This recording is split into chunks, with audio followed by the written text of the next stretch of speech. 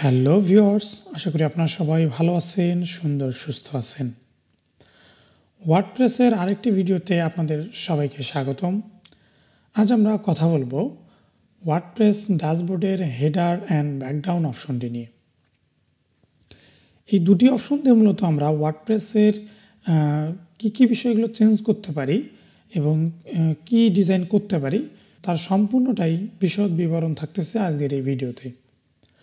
তো চলুন শুরু করি। আর শুরু করার আগে আপনারা যারা আমাদের চ্যানেলে নতুন তারা অবশ্যই আমাদের চ্যানেলটি সাবস্ক্রাইব করবেন এবং পাশের বেল আইকনটি বাজিয়ে দেবেন সবার আগে নতুন ভিডিও নোটিফিকেশন পেতে।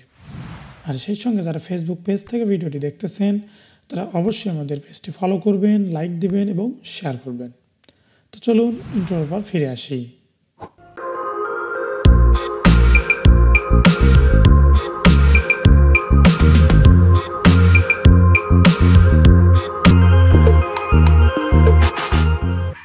তো ভিউয়ার্স, আপনারা আপনাদের ওয়ার্ডপ্রেসে লগ ইন করার পর অ্যাপিয়ারেন্স থেকে ডিরেক্ট হেডারে চলে আসবেন।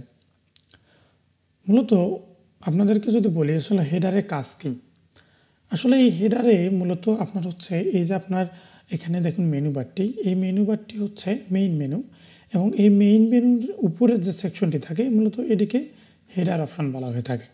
ঠিক আছে, তো এই হেডারে ধরেন যে আমরা অ্যাড বসাইতে পারি, কাস্টমাইজ ইমেজ বসাইতে পারি, তারপর আপনার একটু উপরটা আরও সুন্দর করতে গিয়ে মূলত আমরা যেগুলো করা যায় সেগুলোই এই হেডিংয়ের কাজ।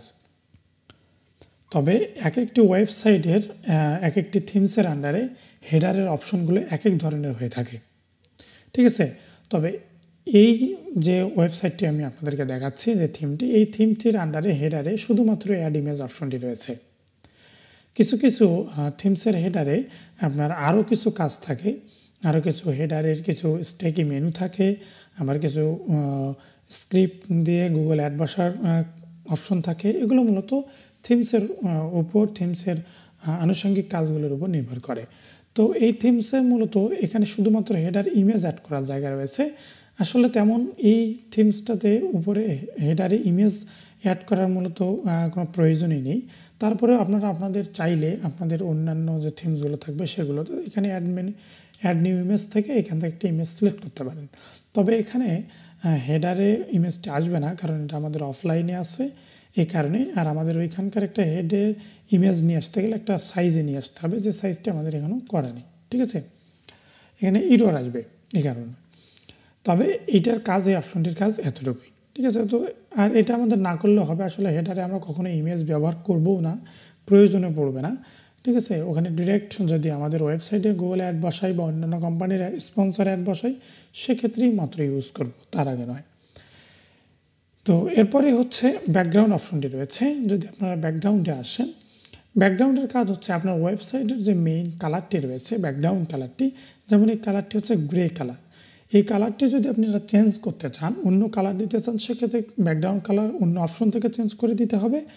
আর যদি আপনি মনে করেন যে না আমি এখানে একটা ইমেজ ইউজ করব, সেটা যে কোনো কালারফুল ইউজ হতে পারে, আপনার ছবি হতে পারে, অন্যান্য, এটা যে ছবিটা, যে ব্যাকগ্রাউন্ড ছবিটা এই ওয়েবসাইটের সঙ্গে যায় এই ধরনের একটা ইমেজ আপনি এখানে ব্যবহার করতে পারেন। যেমন এখান থেকে আপনারা যদি সিলেক্ট ইমেজে যান, যদি এই ইমেজটা সিলেক্ট করার পর আমি চুজ ইমেজে দেই, তাহলে দেখুন এখানে ইমেজটা চলে আসছে। তো ইমেজটা ব্যাকগ্রাউন্ডে চলে আসার সময় দেখুন এখানে কিছু সমস্যা দেখা দিচ্ছে। এখানে একটা হয়েছে, নিচে আর একটা হয়েছে। এইটাকে ঠিক করার জন্য আপনারা এখানে নিচে ইমেজ পজিশনে ক্লিক দেবেন, মাঝখানে দেওয়ার পর দুই সাইডে একটা অপশন চলে আসবে। এটাকে ঠিক করার জন্য এই অরিজিনালটাকে আপনি এখানে ফিট টু স্ক্রিন করে দিতে পারেন, তাহলে একদম ফিট হয়ে যাবে। আবার চাইলে এখান থেকে ফুল স্ক্রিন করে দিতে পারেন। ঠিক আছে, এই দুইটা করে দিলে এটা একদম ফিক্স হয়ে যাবে আর এই সমস্যাটি থাকবে না। এইটা হচ্ছে এই অপশনটির কাজ। এখন এইটা দিয়ে যদি আমরা এটাকে পাবলিশ করে দেই এবং আমরা যদি ওয়েবসাইটে এসে একটু রিলেট করি, তাহলে দেখবেন আমাদের ওয়েবসাইটে এটি সুন্দরভাবে বসে গেছে।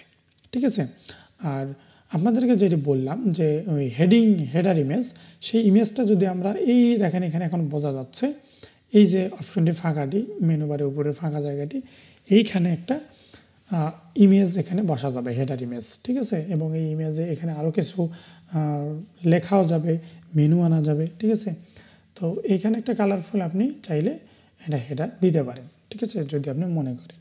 তবে এই সাইজের হেডারটুকু ক্রপ করে নিয়ে কেটে নিয়ে তারপর এটা দিতে হবে, ঠিক আছে।